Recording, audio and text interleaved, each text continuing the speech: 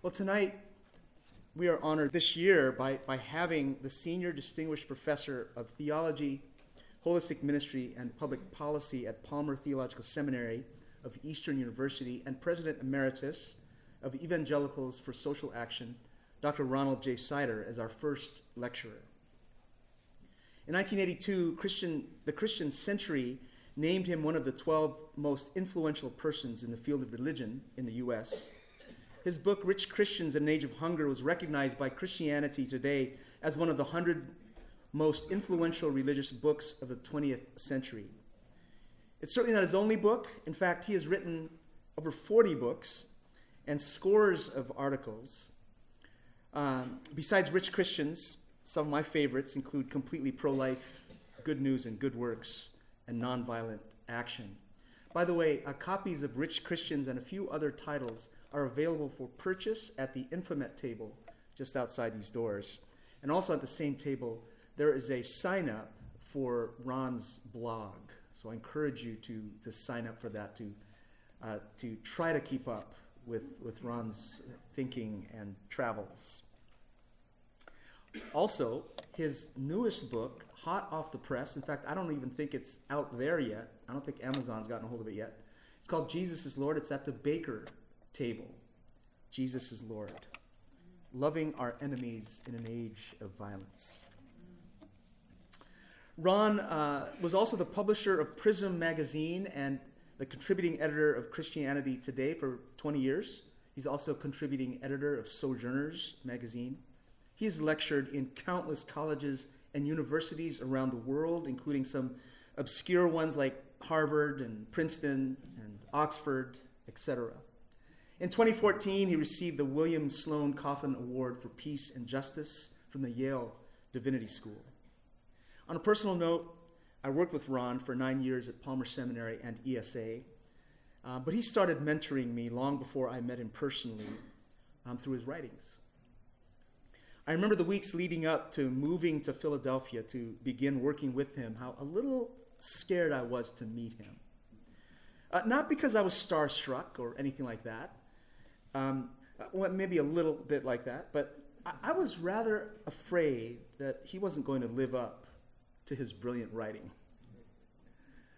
Well, folks, I'm happy to report that who I met in the person of Ron Sider is the real deal. He actually lives what he writes. So ASM, please give Dr. Ronald J. Sider a warm welcome to our community.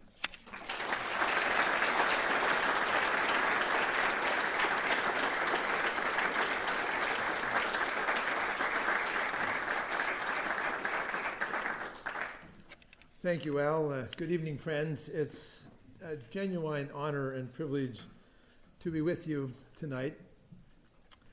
And Al encouraged me to talk about living with rich Christians in an age of hunger. Now, my most basic feeling about the book is one of gratitude. Gratitude that somehow God used a book that I had no business writing and somehow made it become something rather widely read and somewhat influential. As you know, the book ranges over a vast range of areas: biblical studies, economics, politics, social ethics. I didn't know hardly anything about any of those things when I wrote the book. I never had a course in politics. I had one course in economics, Economics 101. I was at Yale Divinity School in the 1960s, for goodness sakes, with some of the most distinguished professors of Christian ethics in the world, and I never took a single course in social ethics. I feel a little bit like Karl Barth in his response to the commentary on Romans. I think Barth said something like this, that he was groping around in the dark, reaching for something to stabilize him, and he discovered that he had grabbed the rope that rings the bell in the church tower.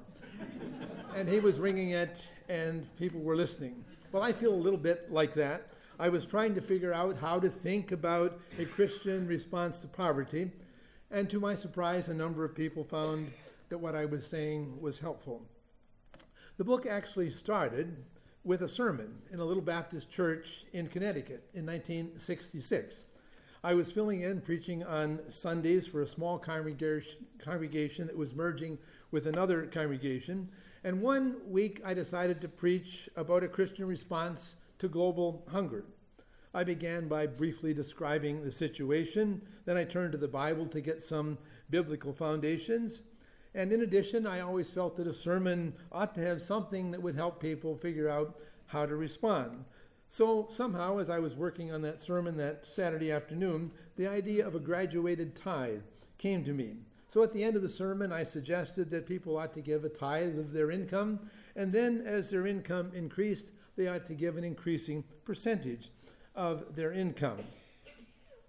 After completing my PhD and starting at a reasonably decent, although fairly modest, salary at Messiah College, after I'd done my PhD, my wife and I decided that we ought to start to practice the graduated tithe. In the years 1968 to 75, we were living in Messiah College's Philadelphia campus at Temple University in the heart of poor, overwhelmingly African-American North Philadelphia. I was regularly teaching a course that had a big section on world hunger. So about 1972, I decided to expand my little sermon and produce an article about world hunger. I called the piece The Graduated Tithe, and several places, including University's His magazine, published it. A couple of years later, I thought, why don't I try to get a contract for a little small book with InterVarsity called The Graduated Tithe? And they gave me a contract. And I planned to write a small book with 3 chapters: The Problem of Global Poverty, a Biblical Perspective, and then something of what we can do. But as I wrote the book, it grew. The one biblical chapter became 4. The one chapter on our response became 3, a personal response, a church response, and a societal change. And when I submitted the manuscript to InterVarsity, the title was supposed to be The Graduated Tithe, but I called it Rich Christians in an Age of Hunger. My friends, this was the only time in my life where a publisher simply accepted my proposed title. And I have one of my favorite editors here, and he's never done that for me. Actually, there was a real possibility that InterVarsity Press would not publish the book because InterVarsity's president at the time was a pretty conservative guy who thought that the kind of book that I was writing really was too radical. InterVarsity in England regularly used to publish InterVarsity US books, but InterVarsity England chose not to do that for mine, so Hutter and Stoughton had to do it. In spite of opposition from InterVarsity's president, however, Jim Sire, the editor at IVP, somehow managed to get it through the press, and it was published. IVP actually co-published the book with Paulus Press, the Catholic publishing house. I think it was the first time that InterVarsity had ever done that with a Catholic house. To almost everyone's surprise, and certainly mine, the book almost immediately became what publishers like to call something of a bestseller. There were dozens of reviews, and the majority of them were quite positive, though not all, I assure you. I was soon receiving a flood of requests for speaking. Eternity magazine. Eternity magazine, some of you will remember, was a prominent evangelical magazine at the time. Well, Eternity put me on the cover in an interesting, absolutely hilarious way.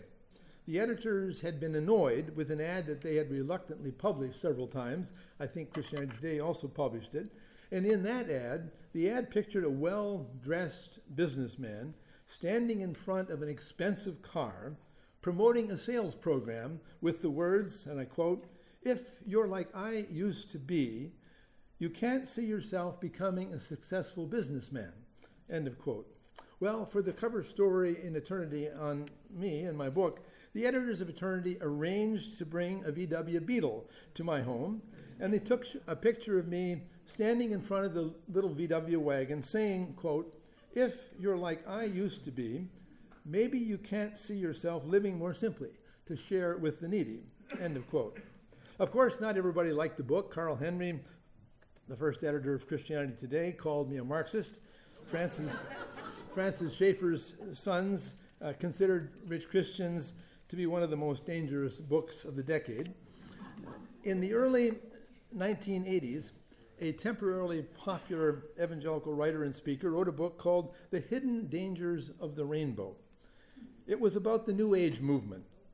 And she said that because I used words like spaceship Earth and holistic and global village, I was a New Ager. She said that my book proved either that I was a very naive person and didn't know what I was doing by using that kind of language, or I was really a New Age plant in the evangelical world. And she added that she didn't think I was stupid, so I must be a plant. I guess that was a compliment. There was another book called The Generation That Knew Not Joseph, that is, Joseph Stalin, which appeared with a favorable foreword by the editor of a now much more conservative Eternity magazine. This book charged that I was like the red American Christians who endorsed Joseph Stalin in the 1930s. And the author said Jim Wallace and I were really fellow travelers. A few years later, a Calvin College professor published a book called Godly Materialism, criticizing my book and assuring American Christians that they need not feel guilty about their affluent lifestyles. The sharpest criticism came from the Reconstructionists, a very conservative Reformed movement. They published a book it was actually a book-length critique of my book with the wonderful title, Productive Christians in an Age of Guilt Manipulators. And to make sure that nobody missed the point, the subtitle was a biblical response to Ronald Sider. That book I considered so unfair that I simply ignored it. But the book was dedicated to Pat Robertson, who they said was a productive Christian, and Jerry Falwell promoted it on his TV program. The author, David Chilton, actually produced a new edition every time I produced a new edition. My second edition in '83 and the third in 1990. But in his third edition response in 1990, Chilton announced that that would be his last edition of his Productive Christians in an Age of Guilt Manipulators, because he had now refuted all of my ideas. Fortunately, the Reconstructionists were better at humor than at biblical and economic analysis. And they sent me a delightful cartoon, which I still have hanging on my wall. And the cartoon has me lecturing on what they called Christian radical eco-comics. And in the cartoon, I point to a pie chart. And the pie chart has a section called Income, and that's marked unholy. And that's 10% of the chart.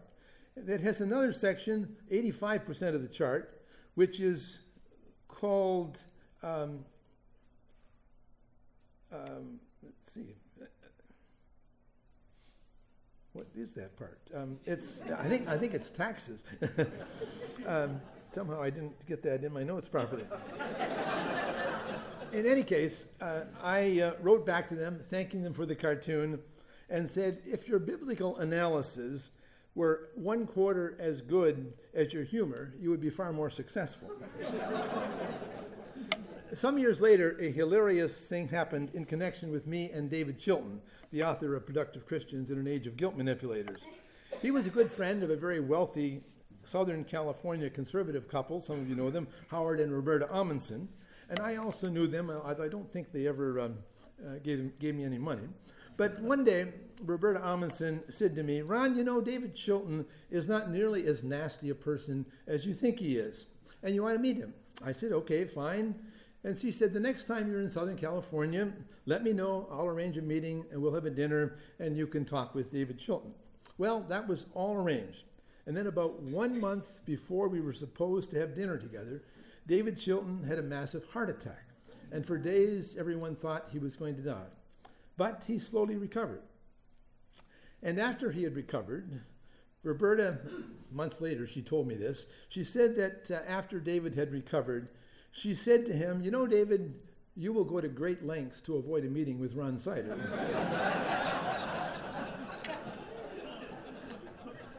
Well, we've never met, and he's since passed on to be with the Lord, but I expect to have a delightful conversation with him. My response to my critics has varied. I simply ignored books like Productive Christians because I didn't think it was worth a response. But to some, I responded in print. In some cases, I sought personal conversations. That included Frankie Schaefer, who attacked me very sharply, but in more recent years has actually apologized. I tried to have a conversation with the author of The Generation That Knew Not Joseph.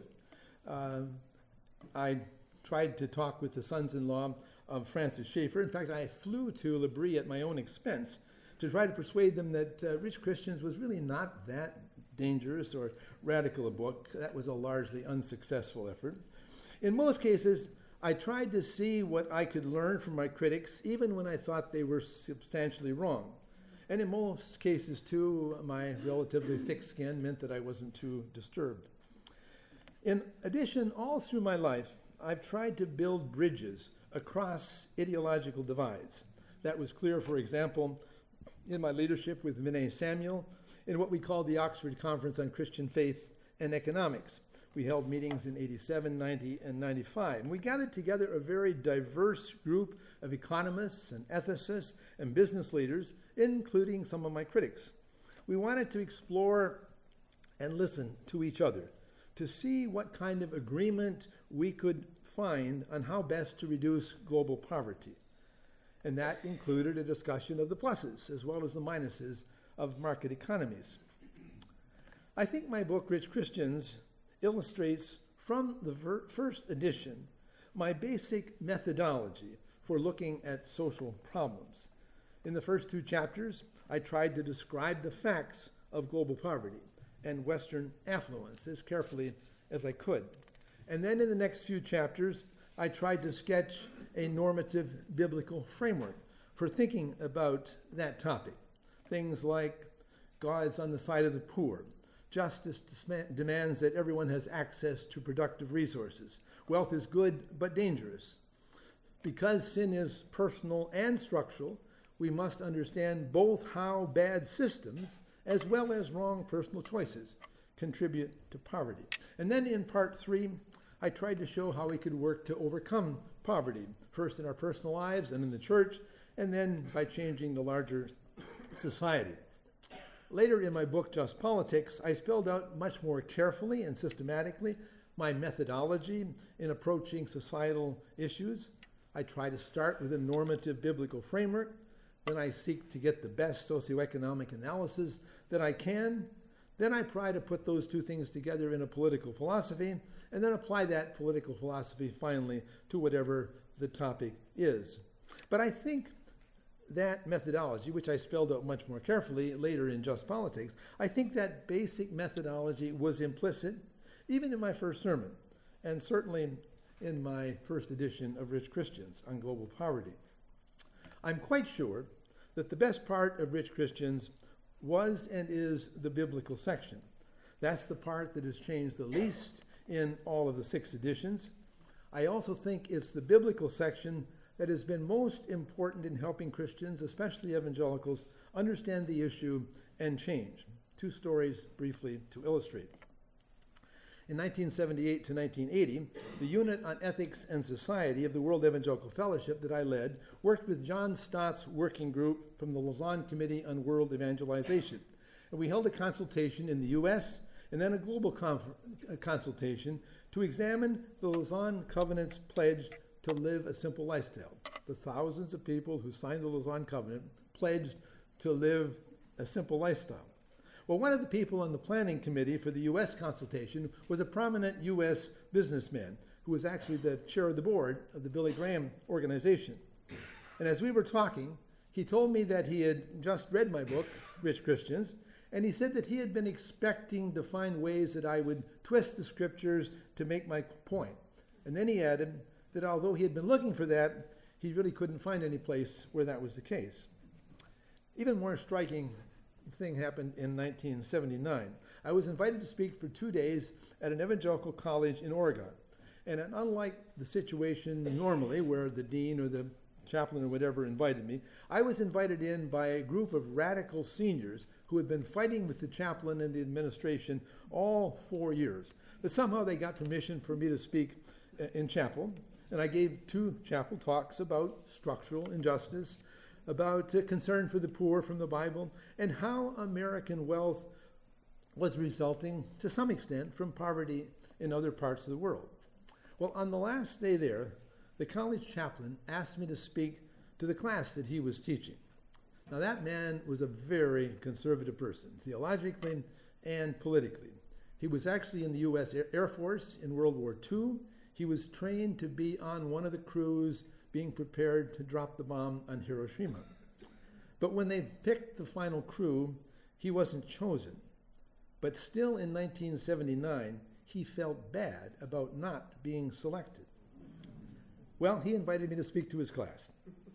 Before he turned the class over to me, he said to the class, and this is more or less a quote, "You know I'm a God and country person. I wave the flag. I can hardly believe that my country could do anything wrong." But he continued, "What Dr. Sider has been saying here in the last 2 days has been grounded in the scriptures, and I'm going to have to rethink some things." Under my breath, I said, "Thank you, Jesus." Rich Christians came out at just the right time to play a role in the major controversial rethinking of the relationship between evangelism and social action in the evangelical world. In 1973, the Chicago Declaration issued a call for evangelicals to be more engaged on issues of economic justice, racial justice, peacemaking, the dignity of women, and so on. And a year later, in 1974, the huge global evangelical congress in Lausanne, Switzerland, issued the historic Lausanne Covenant. As you know, Section 5 says that evangelism and social responsibility are both parts of our Christian duty. That statement was very controversial at the time, because many evangelicals at that point believed that evangelism was the primary responsibility for Christians, and social engagement was at best a secondary activity and probably a dangerous distraction. Well, in the next 2 decades, after 1974, there was vigorous debate that raged around the world, especially in the evangelical world and especially in North America. It was a debate between those who embraced the Lausanne Covenant's new position, affirming the importance of social responsibility, and those who wanted to go back to the earlier one-sided stance. My book, Rich Christians, led me into friendships and partnerships with younger two-thirds world evangelicals like Vinay Samuel and Rene Padilla and Melba Magai and Samuel Escobar. Samuel is here, and we taught together at Eastern Baptist for a number of years. In his excellent book, Transformation After Lausanne, Al Tizan, who also taught with me at Palmer, as he said, masterfully traces this intense struggle over whether or not to move to the new position. Rich Christians, in an Age of Hunger, came out at just the right time to play a modest role in that dialogue and help us, I would say, win that debate. One very important part of what has helped us persuade most of the evangelical leadership that social responsibility and engagement was legitimate for evangelicals was that we made it clear that we were not rejecting or abandoning evangelism. I remember a personal conversation with the head of the more conservative of the 2 major evangelical foreign mission societies at the time. This man was clearly worried about my book with all the discussion of Christian responsibility for overcoming poverty.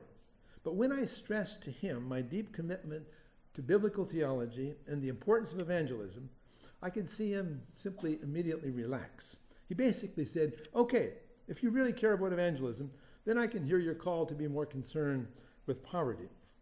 I always felt and tried to practice my belief that people like myself who were calling Christians to new thinking and new engagement bear the basic responsibility to build bridges to more conservative folk. Central to the way I tried to do that in my speaking and in my writing, including Rich Christians, was to stress my own deep commitment to historic Christian orthodoxy and the task of evangelism. Some people seem to revel in sounding as radical as possible, with no attention to building bridges to the people they want to change. I have felt called and believed that it was my responsibility to try to build bridges to those folk. Even I did that in Rich Christians. In that book, I actually say that the Bible says more about God's concern for the poor than it does about the resurrection of Jesus. But then I immediately go on to say that the bodily resurrection of Jesus of Nazareth is absolutely essential to Christian faith. Sadly, some young evangelical social activists in my generation have failed to build those bridges. But I think the debate about the relationship between evangelism and social action and the importance of historic Orthodox theology in that discussion, I think that debate goes way beyond the issue of building bridges to theological conservatives. I've had the privilege in my life over many decades to speak to both evangelicals and, quote, mainline or historic Protestant groups. And often the latter groups were somewhat to significantly more liberal theologically than evangelical groups. And I have urged both groups to overcome what I called an heretical one-sidedness, a one-sidedness that grew out of the fundamentalist social gospel debate in the early part of the 20th century. I believed and said that both evangelicals, who focused almost exclusively on evangelism and ignored issues of social justice, and social gospel folk who did important work promoting societal justice but ignored evangelism, both of them, I said, were unbiblical, heretically, if you will, unsided. And over the decades, I observed significant change, at least, and I'm going to be a little controversial here, at least in the evangelical world. Over the last 50 years, there's been a vast, growing embrace of social concern in the evangelical world. One sees that in the explosion of evangelical relief and development agencies like World Vision and Compassion and scores of others. One sees it in the explosion of holistic ministries in poor communities in the U.S., pioneered by John Perkins. The Christian Community Development Association, which Perkins founded, now has over 800, I think it's more than that, local ministries all across the U.S. One sees this growth in social ministry in many old historic evangelical churches, like Moody Church in Chicago, that formerly only focused on evangelism, but have over the last couple decades developed substantial social ministries. One sees it in the vast embrace of the societal ministries by many, many Pentecostals all around the world.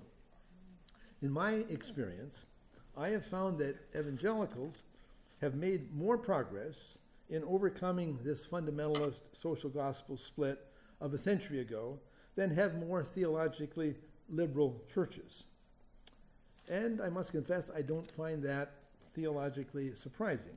If one's theology leads one to believe that one ought to have a biblical balance, then it's not too difficult to see, as Rick Warren did a couple decades ago, that the hundreds of biblical verses about God's concern for the poor mean that faithful Christians must engage in social action concerned with the poor. On the other hand, if one abandons the historic Christian belief in the uniqueness of Jesus Christ as the only way to salvation, then there's really no reason in doing evangelism at all. Now, I cannot cite detailed scholarly studies to prove the hunch that I just described. I'd like to see more work on that.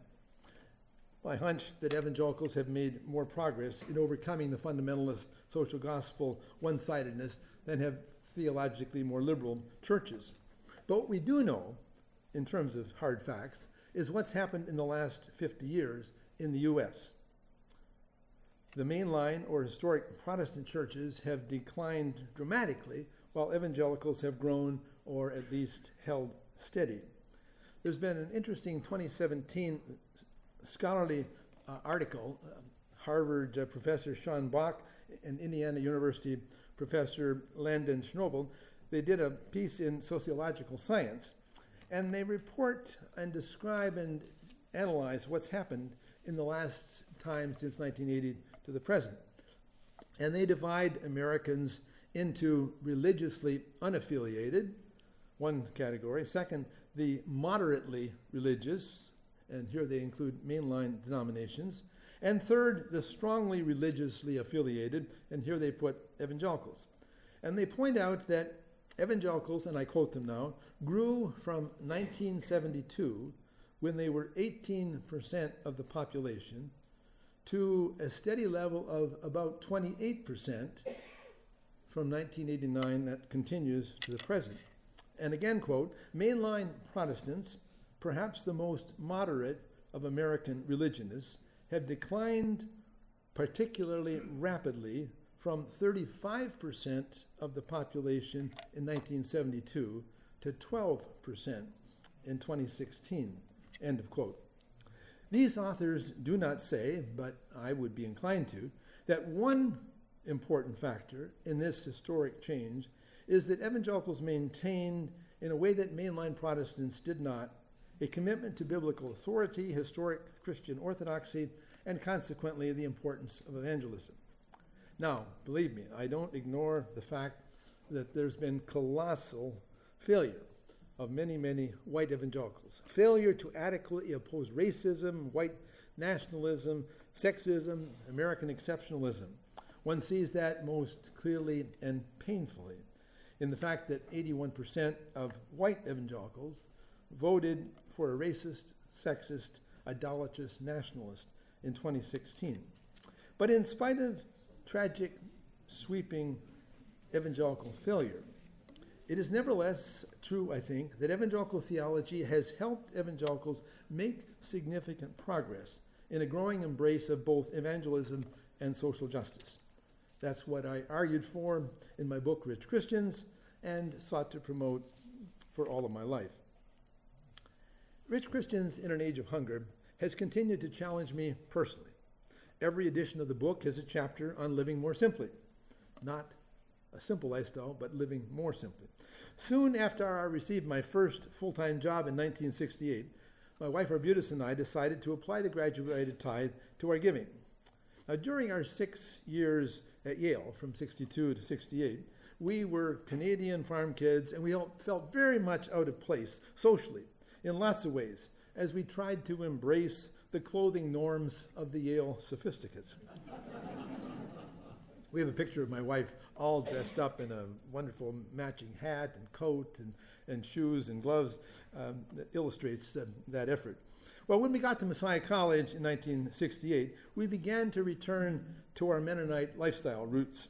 And we started to buy our clothes in thrift stores. We drove our cars until they didn't work too well. And in all of that, my Amish wife was, in fact, leading in many ways. I say that in the first edition of Rich Christians.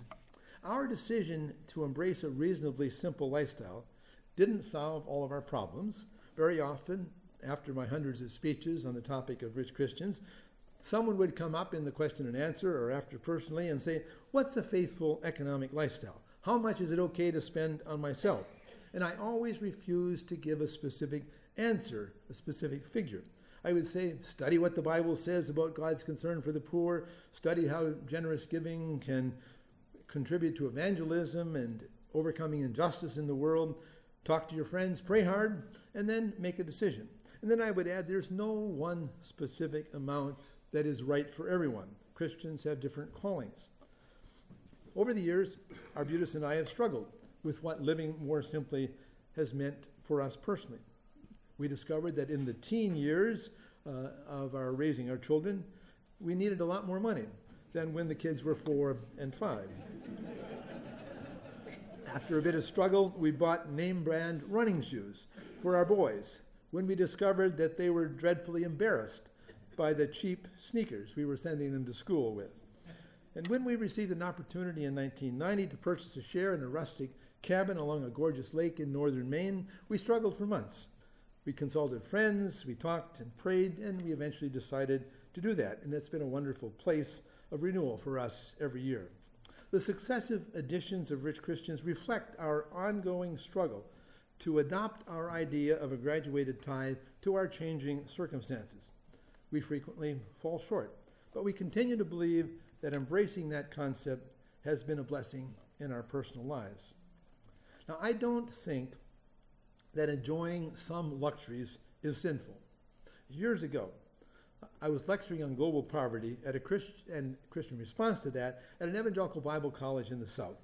And a missionary woman who had just come back from a tough situation in the field came up and she confessed her guilt for enjoying the big, soft, fluffy towels that she was able to use.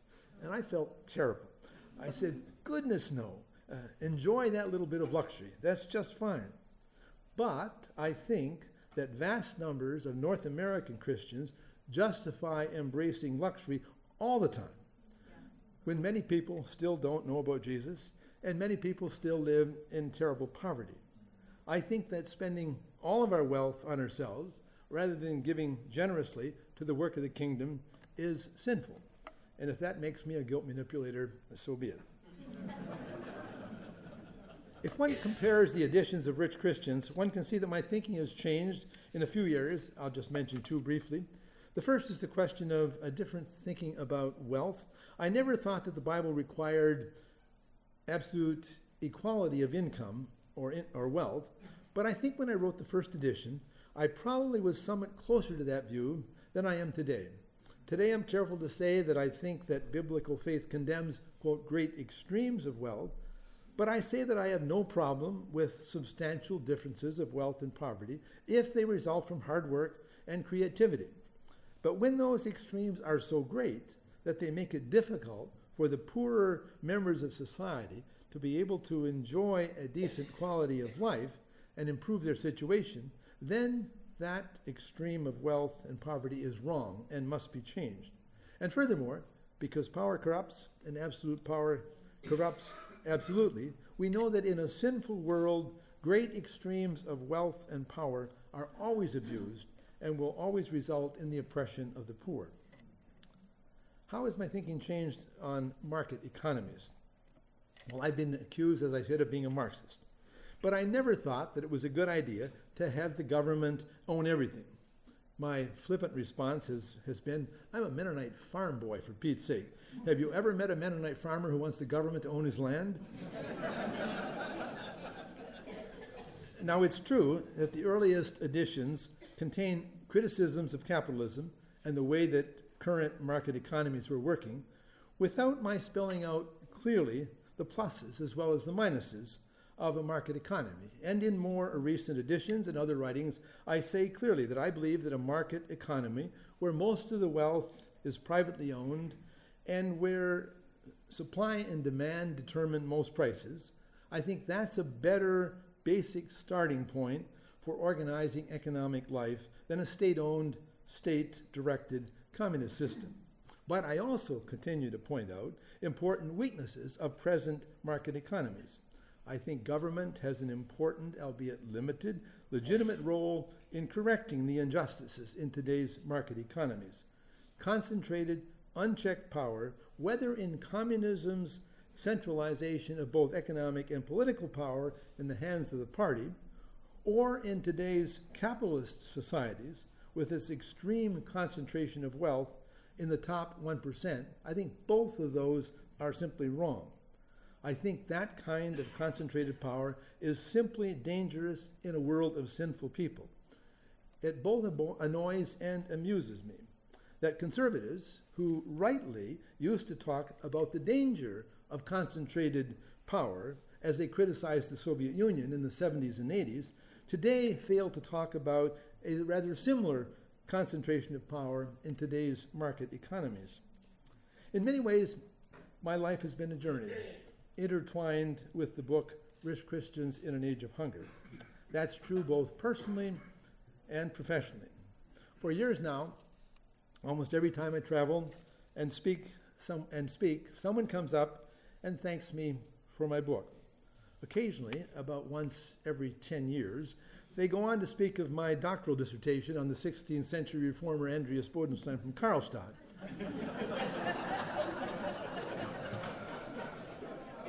But almost always, of course, they mean Rich Christians in an Age of Hunger.